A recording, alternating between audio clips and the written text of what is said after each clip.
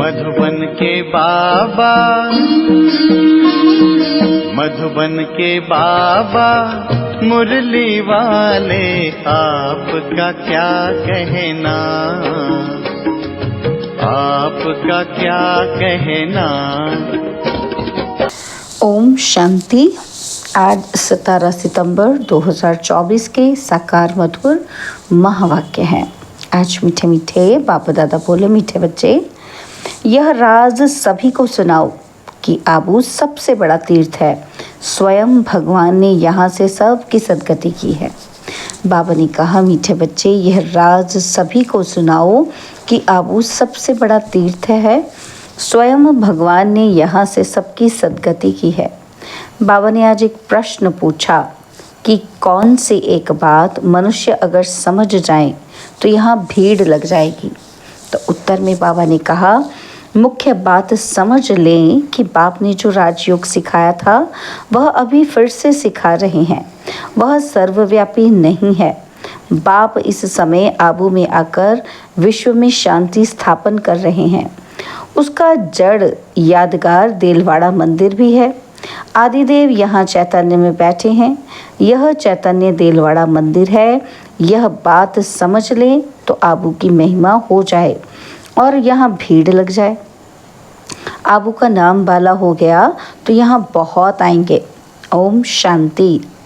बच्चों को योग सिखाया और सब जगह सब आप ही सीखते हैं। सिखलाने वाला बाप नहीं होता, एक दो को आप ही सिखलाते हैं।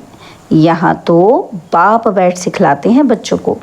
रात दिन का फर्क है। वहाँ तो बहुत मित्र संबंधी आदि याद आते रहते हैं, इतना याद नहीं कर सकते हैं। इसलिए देही अभिमानी बहुत मुश्किल बनते हैं।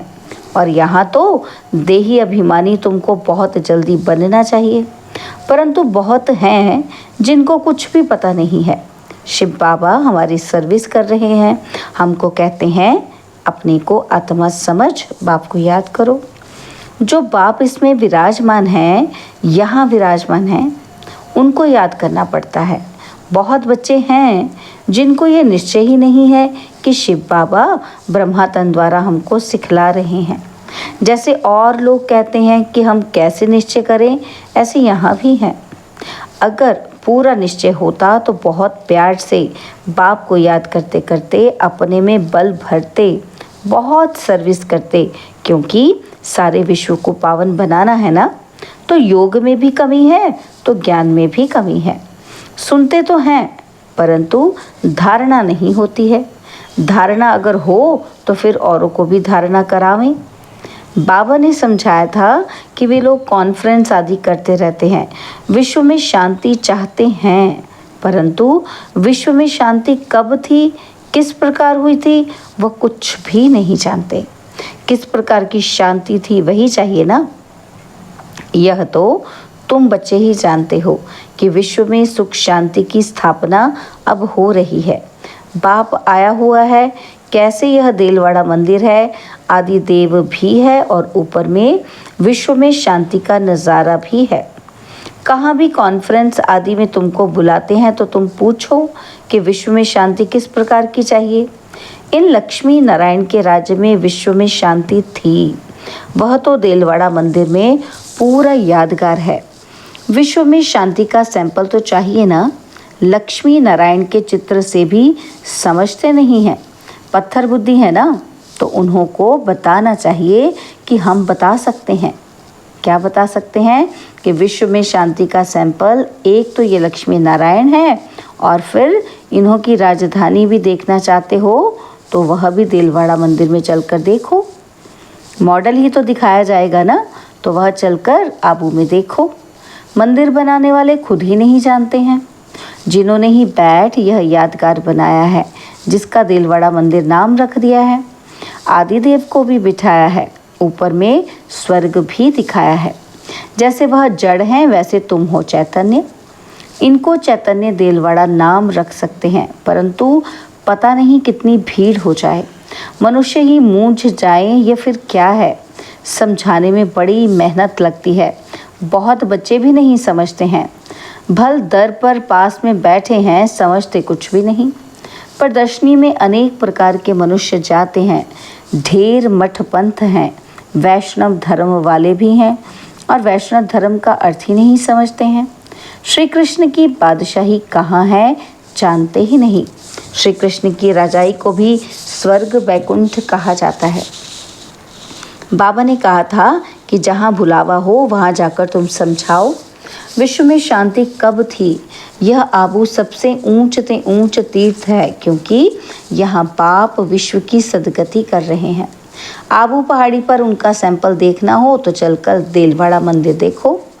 विश्व में शांति कैसे स्थापन की थी उनका सैंपल है। सुनकर बहुत खुश होंगे, जैनी लोग भी खुश होंगे। तुम कहेंगे यह प्रजापिता ब्रह्मा हमारा बाप है, आदिदेव। तुम समझाते हो फिर भी समझते नहीं हैं। कहते हैं ब्रह्मा कुमारियाँ पता नहीं क्या कहती हैं। तो अब तुम बच्चों को आबू की बहुत ऊंची महिमा करके समझाना चाहिए। आबू है बड़े ते बड़ा तीर्थ। बॉम्बे में भी समझा सकते हो कि आबू पहाड़ बड़े ते बड़ा तीर्थ है, क्योंकि परमपिता परमात्मा ने आबू में आकर स्वर्ग की स्थापना की है। कैसे स्वर्ग की रचना रची है, वह स्वर्ग का और आदिदेव का मॉडल सब आबू में है, जिसको कोई भी मनुष्य समझते नहीं। हम अब जानते हैं, तुम नहीं जानते हो, इसलिए तुमको समझाते हैं। पहले तो तुम पूछो कि विश्व में शांति किस प्रकार चाहते हो, कभी देखा है? विश्व में शांति तो इनके राज्य में थी। किनके? लक्ष्मी नारायण के। एक ही आदि सनातन देवी देवता धर्म था। इनकी डिनाइस्टी का राज्य था। चलो तो इन्हों की राजधानी का मॉडल आबू में तुमको दिखाएं। यह तो है ही पुरानी पतित दुनिया। नई दुनिया तो नहीं कहेंगे ना। नई दुनिया का मॉडल तो यहाँ है। नई दुनिया अब स्थापन हो रही है। तुम जानते हो तब बतलाते हो। सभी नहीं जानते हैं और ना बतलाते हैं ना ही समझ में आता है। बात है बहुत सहज। ऊपर में स्वर्ग की राजधानी खड़ी है और नीचे आदिदेव बैठा है, जिसको एडम भी कहते हैं। वह है ग्रेट ग्रेट ग्रैंडफादर। ऐसी तुम महिमा सुनाएंगे तो सुनकर खुश होंगे। है भी बरोबर एक्यूरेट। कहो तुम श्री कृष्ण की महिमा करते हो, परंतु तुम जानते तो कुछ नहीं हो। श्री कृष्ण तो वैकुंठ का महाराजा, विश्व का मालिक था। उसका तुम मॉडल देखना चाहते हो तो चलो आबू में तुमको वैकुंठ का मॉडल दिखलाएंगे। कैसे पुरुषोत्तम संगम युग पर राजयोग सीखते हैं, जिससे फिर विश्व के मालिक बने हैं, वह भी मॉडल दिखावें। संगम युग की तपस्या भी दिखाएं। प्रैक्टिकल जो हुआ था उनका यादगार दिखाएं। शिव बाबा जिसने लक्ष्मी नारायण का राज्य स्थापन किया, उनका भी चित्र है। अम्बा का भी मंदिर है। अम्बा को कोई 10-20 भुजाएं नहीं हैं, भुजाएं तो 2 ही होती हैं। तुम आओ तो तुमको दिखाएं। बैकुंठ भी आबू में दिखाएं। आबू में ही बाप ने आकर सारे विश्व को हेवन बनाया, सदगति दी है। आबू सबसे बड़ा तीर्थ है। सब धर्म वालों की सदगति करने वाला एक ही बाप है। उनका यादगार चलो तो आपको आबू में दिखाएं। आबू की तो तुम बहुत महिमा कर सकते हो, तुमको सब यादगार दिखाएं। क्रिश्चियन लोग भी जानना चाहते हैं कि प्राचीन भारत का राजयोग किसने सिखाया, क्या चीज़ थी। बोलो चलो आबू में दिखाएं। बैकुंठ भी पूरा एक्यूरेट बनाया है ऊपर छत में। तुम ऐसा नहीं बना सकते हो, तो ये अच्छी रीति बताना है। टूरिस्ट आकर धक्का खाते हैं, वह भी आकर समझे। तुम्हारा आबू का नाम बाला हो गया तो बहुत आएंगे। आबू बहुत मशहूर हो जाएगा। जब कोई पूछते हैं कि विश्व में शांति कैसे हो, सम्मेलन आदि में निमंत्रण देते हैं, तो पूछना चाहिए कि विश्व में शांति कब थी, वह जानते हो? और विश्व में शांति कैसे थी? चलो हम समझाएं, मॉडल्स आदि सब दिखाएं। ऐसा मॉडल और कहीं भी नहीं है। आबू ही सबसे बड़ा ऊंच ते ऊंच तीर्थ है, जिसमें बाप ने आकर विश्व में शांति सर्व की सदगति की है। ये बातें और कोई नहीं जानते। तुम्हारे में भी नंबरवार हैं, बल बड़े महारथी, म्यूजियम आदि संभालने वाले हैं, परंतु ठीक रीति किसी को समझाते हैं व नहीं। बाबा रीड तो करते हैं ना। बाबा सब कुछ समझते हैं। जो भी यहाँ भी है उनको समझते हैं। कौन कौन पुरुषार्थ करते हैं, क्या पद पाएंगे, इस समय अगर मर पड़े तो कुछ भी पद नहीं पा सकेंगे। याद की यात्रा की मेहनत वह समझ नहीं सकते। बाप रोज रोज नई बातें समझाते हैं, ऐसे ऐसे समझा कर ले आओ, यहाँ तो यादगार कायम है। बाप कहते हैं मैं भी यहाँ हूँ, आदिदेव भी यहाँ है और बैकुंठ भी यहाँ है। आबू की बहुत भारी महिमा हो जाएगी। आबू पता नहीं क्या हो जाएगा। जैसे देखो, कुरुक्षेत्र को अच्छा बनाने के लिए करोड़ों रुपया उड़ाते रहते हैं। ढेर मनुष्य जाकर वहाँ इकट्ठे होते हैं। इतनी बदबू गंदगी होती है, बात मत पूछो। कितनी भीड़ होती है। समाचार आया था कि भजन मंडली की एक बस नदी में डूब गई। ये सब दुख है ना, अकाल मृत्यु होती रहती है। वहाँ तो ऐसे कुछ होता ही नहीं। ये सब बातें तुम समझा सकते हो। बातचीत करने वाला बड़ा सेंसिबल चाहिए। बाप ज्ञान का पंप कर रहे हैं, बुद्धि में बिठा रहे हैं। दुनिया थोड़ी इन बातों को समझती है। वह समझते हैं नई दुनिया का सैर करने जाते हैं। बाप कहते हैं ये दुनिया अब पुरानी गई कि गई। वह तो कहते हैं कि 40,000 वर्ष पड़े हैं। तुम तो बतलाते हो कि सारा कल्प ही 5,000 वर्ष का है। पुरानी दुनिया का तो मौत सामने खड़ा है। इसको कहा जाता है घोर अंधियारा। कुंभकर्ण की नींद में सोए पड़े हैं। कुंभकर्ण आधा कल्प सोता था और आधा कल्प जागता था। तुम कुंभकर्ण थे। ये खेल बड़ा वंडरफुल है। इन बातों को सब थोड़े ही समझ सकते हैं। कई तो ऐसे ही भावना में आ जाते हैं, सुनते हैं ये सब जा रहे हैं तो चल पड़ते हैं। उनको बताते हैं कि हम शिव बाबा के पास जाते हैं। शिव बाबा स्वर्ग की स्थापना कर रहे हैं। उस बेहद के बाप को याद करने से बेहद का वर्षा मिलता है।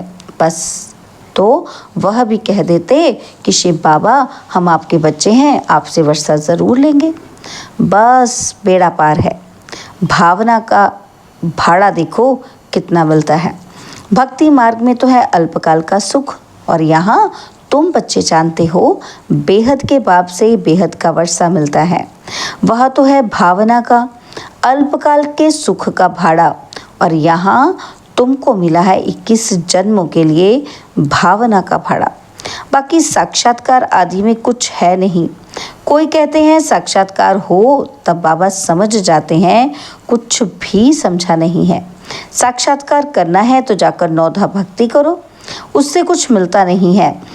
करके दूसरे जन्म में कुछ अच्छा बन पड़ेंगे। अच्छा भक्त होगा तो अच्छा जन्म मिलेगा। ये तो बात ही न्यारी है। यह पुरानी दुनिया बदल रही है। बाप है ही दुनिया बदलने वाला। यादगार खड़ा है ना, बहुत पुराना मंदिर है। कुछ टूटता करता है तो फिर मुरम्मत कराते रहते हैं, परंतु वह शोभा तो कम हो ही जाती है। यह तो सब विनाशी चीज़ें हैं। तो बाप समझाते हैं बच्चे, एक तो अपने कल्याण के लिए अपने को आत्मा समझ बाप को याद करो तो विकर्म विनाश हों।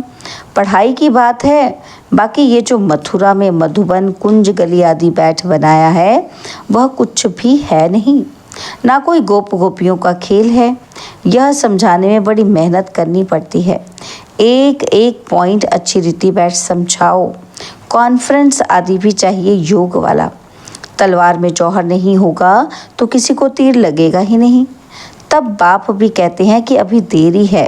अभी मान ले कि परमात्मा सर्वव्यापी नहीं है तो भीड़ लग जाए, परंतु अभी टाइम नहीं है। एक बात मुख्य समझ जाएं कि राजयोग बाप ने सिखाया था जो इस समय सिखला रहे हैं। इसके बदले नाम उसका डाल दिया है जो अभी सांवरा है। कितनी बड़ी भूल है। इससे ही तुम्हारा बेड़ा डूब गया है। अब बाप समझाते हैं यह पढ़ाई सोर्स ऑफ इनकम है। स्वयं बाप मनुष्य को देवता बनाने के लिए पढ़ाने आते हैं। इसमें पवित्र भी ज़रूर बनना है और दैवी गुण भी धारण करने हैं। नंबरवार तो होते ही हैं। जो भी सेंटर्स हैं सब नंबरवार हैं। यह सारी राजधानी स्थापन हो रही है। मासी का घर थोड़ी है। बोलो, स्वर्ग कहा जाता है सत्य को, परंतु वहाँ का राज्य कैसे चलता है? देवताओं का झुंड देखना हो तो चलो आबू। और कोई ऐसी जगह है ही नहीं जहाँ ऐसे छत में रजाई दिखाई हो। भले अजमेर में स्वर्ग का मॉडल है, परंतु वह और बात है, यहाँ तो आदि देव भी है ना। सत्युग किसने और कैसे स्थापन किया, यह तो एक्यूरेट यादगार है। अभी हम चैतन्य देलवाड़ा नाम लिख नहीं सकते हैं। जब मनुष्य खुद समझ जाएंगे तो आप ही कहेंगे कि तुम भी लिखो। अभी नहीं, अभी तो देखो थोड़ी बात में ही क्या कह देते हैं, कर देते हैं। क्रोधी बहुत होते हैं। देह अभिमान है ना, तो देही अभिमानी तो कोई हो ना सके सिवाय तुम बच्चों के।